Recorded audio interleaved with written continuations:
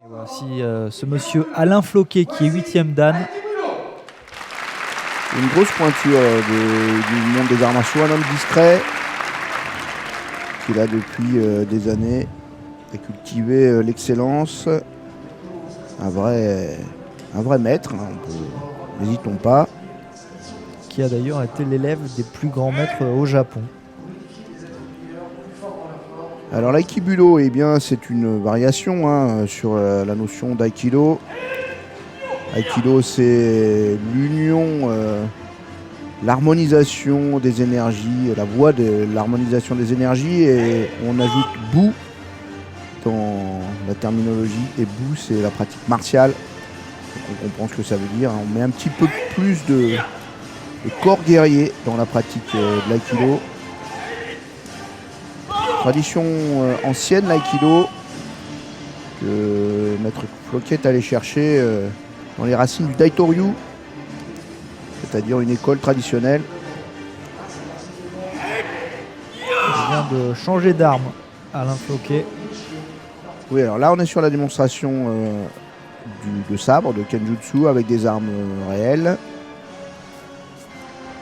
Sabre long, sabre plus court, et voici les principes de l'aïkibudo. Donc toujours cette harmonisation des énergies, c'est-à-dire en fait les principes qu'on connaît bien, qui sont les principes sous-jacents des arts martiaux, c'est-à-dire l'utilisation de la force de l'adversaire. On retourne contre lui, c'est un principe de base de toutes les pratiques martiales, pour ainsi dire.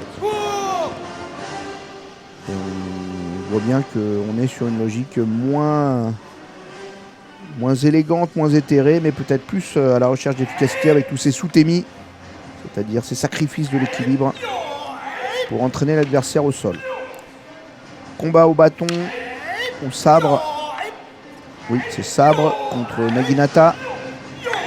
Belle précision, belle rapidité. Le kiai en permanence.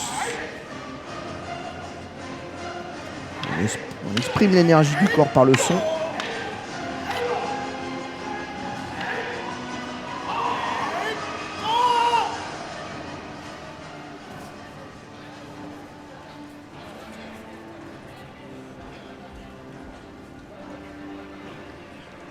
Voici Maître Floquet, 8e dan, on le rappelle. Voilà, un aïkido en sobriété, avec ce travail d'esquive du corps, de rotation que vous connaissez bien si vous suivez un petit peu les festivals. Pratiqué contre arme.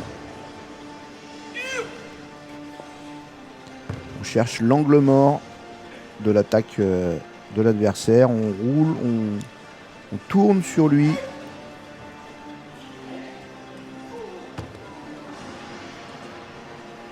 Là aussi, c'est les points de faiblesse des saisies qui sont exploités.